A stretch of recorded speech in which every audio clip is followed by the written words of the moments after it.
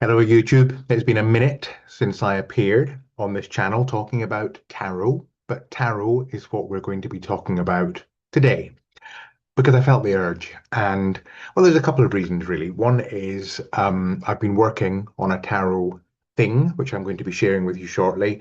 And also, I was talking to somebody recently who was asking me about some of my tarot related work, particularly in the field of coaching, which is kind of the area of tarot that I'm kind of known for, I suppose.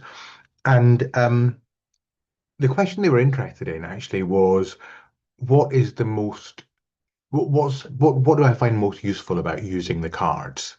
Um, they meant generally, although we kind of went into a conversation about tarot coaching more than anything else, um, because that's what I find the cards most useful for. Tarot coaching. That's been my thing. I mean, I use the cards for lots of things. Of course, I do straightforward tarot reading with the cards for myself and for others. I have used the cards as vision board.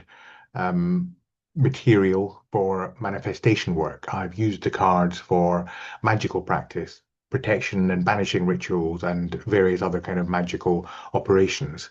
I use the cards as creative prompts when I'm trying to write something or create something. I use them in a whole host of different ways, and I'm very interested in the depth of knowledge that can be programmed into the cards or projected onto the cards or gleaned from the cards.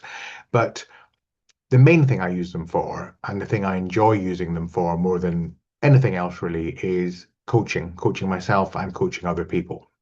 And so that's where the conversation went. And I got talking about how I have used the cards over the years for coaching, how I've taught other people to use the cards for coaching. And in this conversation I was having with this friend, um, they were quite interested to know, well, what's the most useful coaching method or tool you use the cards for? How do you use them? And the answer to that is I use them in a number of different ways. But the way that I find most useful, and this is what I repeatedly do in my client work and in my workshops when I've been teaching people tarot, particularly tarot coaching, is I use them as prompts for questions. And this is a bit counterintuitive, I think, if you know a bit about tarot or if you're interested in tarot, because I think what tends to happen is we all come to the cards with different expectations and for different reasons. But a very common reason, of course, is to find answers to our questions, to find answers to our concerns. And whether you're new to tarot or very experienced, it usually goes something like this in a reading. You have an idea in your head of what it is you want to know more about. Maybe you have a specific question, or perhaps you have some general questions or general things that you want to explore. And you come to the cards, you pull a card or more than one. It might just be a straightforward card pull, or you might use a whole structured spread. And you look at the cards, and in that moment of looking at the cards, there is almost certainly a sense of looking for the meaning of the card, looking for the answer that the card is giving. Not necessarily, it's not necessarily the case that people who read tarot always expect the cards to just pop out an answer. Most of us, I think, know that there's a degree of interpretive um, process that needs to be gone through in order to glean answers from the cards. But nonetheless, we often come to a reading with a question and we expect the reading, the spread, the cards to help us find the answer. And of course, they absolutely can do that. There are lots of experiences had by many of us, including many of you watching this, that would absolutely confirm that yes, indeed, you can come to a tarot reading and you can find all kinds of answers. But what I found in my coaching work, and I've taught this in workshops like Tarot Coach Session Success and Tarot Coach Go Pro and Sacred Self Sovereignty and various other teachings that I've given over the years, what I found most useful is allowing a space for the cards that are presented to us in a reading or in a spread to not go straight into an answer for us, but to ask us what I would call a coaching question, a wisdom accessing question, a question that invites us to go into our own understanding and knowledge and our own well of wisdom within, our own answers. And I think the reason I find that so powerful is that it gives an opportunity to tap into the wisdom that's already there before we start externalizing the requirement for answers and wisdom, whether it's from a reader or from a tarot book that we're looking at, or the little white book in a deck, or the cards themselves. There's something powerful about taking some time to contemplate and consider what our own answers are to the question we brought before we seek answers from elsewhere. And the cards can help us do that. And one of the resources that I created in my Tarot Coach Session Success workshop, and that's included in the workshop, is a booklet that I created called 400 Tarot Coaching Questions. And where that came from was I basically sat down with each one of the 78 tarot cards and I worked out, based on my own understanding of the card and my own intuitive insights, looking at the cards in that moment, the energy of the cards, the atmosphere of the cards, what I knew about the cards. I worked out some questions that card might be asking me. So I literally would ask myself, if the Hanged Man were asking me, were acting like a wise friend or a really supportive coach who wanted to help me, what might the Hanged Man ask me when we turn him up in a reading? What might he ask me? Not tell me, but ask me. And I did that for each one of the 78 cards. And I came up with at least 5 questions for each card, because if my mental arithmetic is any good, and it's not very good, 78 times 5 is 390, I think. So there are 400, at least 400 questions in the little booklet that I created. So each card has at least 5 questions associated with it. And these are just questions that I came up with myself based on what I understood the cards to mean. And one of the things I teach people when I work with the cards in this way is that you can figure out for yourself what the cards might be asking. So if you want to use this technique, it's a simple case of simply taking your cards, you're selecting a card, the Hanged Man, for example, and asking yourself, what might the Hanged Man ask me? So you might look at the card, allow a question to arise. Uh, Generally, I say to people, be quite literal. So it might be something like, what are you seeing upside down at the moment? Or it might be, what do you need to look at from an entirely new perspective? Or it might be, what are you avoiding looking at the moment? Or what are you looking at through a kind of um, halo of idealism? Just, you can be absolutely kind of freewheeling with this and allow the cards to suggest a question to you. So let me, I'm just going to have a look into my little book that I've got here, and I'll give you some other examples of how I've done this. So let's see now. So Temperance is another card that I was looking at just a short while ago. And a couple of the questions that I have in the booklet for Temperance are, if you could hear your guardian angel right now, what would that angel want to say to you? And that is quite a powerful question, because I think many of us know when we're doing something that our guardian angel might be frowning upon, or when we're not doing something that our guardian angel might push us towards. So that can be a powerful wisdom accessing question. Another question I included in the booklet was, into what fresh waters do you now need to dip your toe? Some more examples. Here's a 6 of Swords.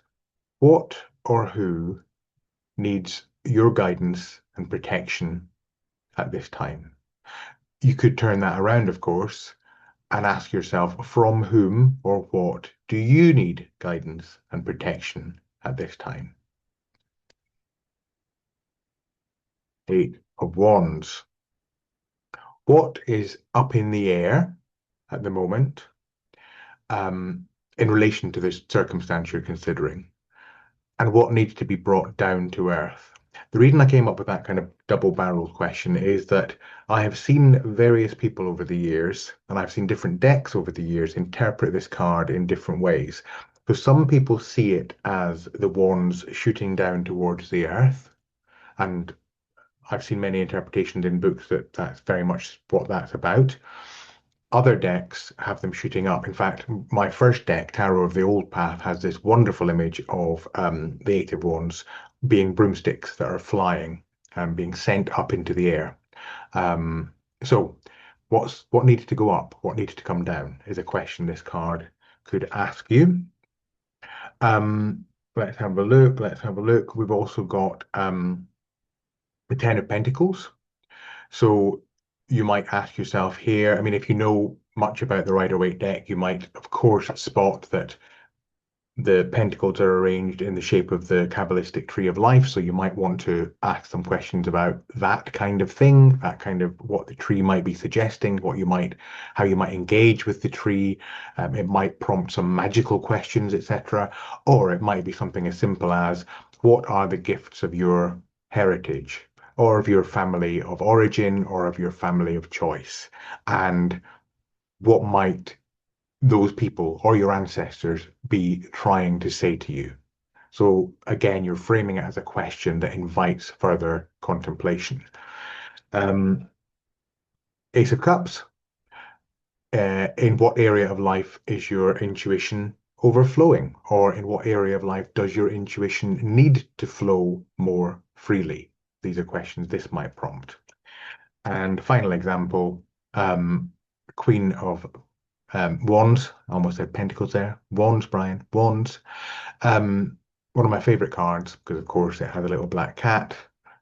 And in many ways I identify with this card, and I'll maybe say a bit about that in another video. There's quite a bit to say about that. It's not one of my it's not like my birth card or my Deccan card or any of that kind of stuff. It's just a card I really resonate with. This card might ask, how will I know when I step fully into my own integrity? I always think that the Queen of Wands embodies this kind of integrity. What else? The little black cat. Where might we need to be more witchy? So you get the idea. That is the idea of using the cards to prompt questions. And of course, in a reading, using the same cards, you can use them to prompt questions, and then you can interpret them. And that can be fun to do. So it's not like you have to leave behind the interpretive side of tarot reading or using a tarot spread. You can do both, and I often do. I often start off with, here's what the cards are. What are they asking me, first of all? How does that help me tap into my own wisdom and answer some of the questions I already have? And then I look at what the cards might mean, what they might be saying, not just asking. So you can do both, and it's a powerful way of doing it. So that is my little tip for you today. And the reason this has been so much in my mind actually is, apart from that conversation, that conversation I had stemmed from a conversation I was having about the fact that I was developing a tarot based tool which helps people to engage with the cards in this way. And it's a tool that effectively is an interactive version of my book, Tarot Coach, the book in Tarot Coach Session Success, 400 Tarot Coaching Questions.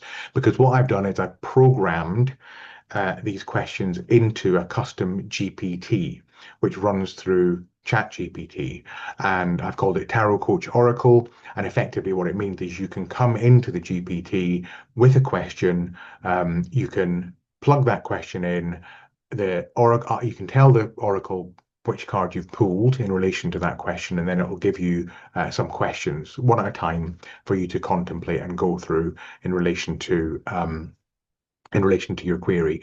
Or it can even choose a card for you. It's got its own little internal tarot deck, and you can ask it to choose a card for you, and it will help you dive into the questions more deeply, and it will even help you at the end put together a kind of a spell or a ritual to cement your learning and your contemplation. That's all I'll say about that for now. I'm actually going to post another video, which I'll link to this one, so it will probably appear somewhere around here, which is a walkthrough of Tarot Coach Oracle so that you can see how that works for yourself. And if you're interested in grabbing that, there'll be details on how to do that around about this video and round about that video.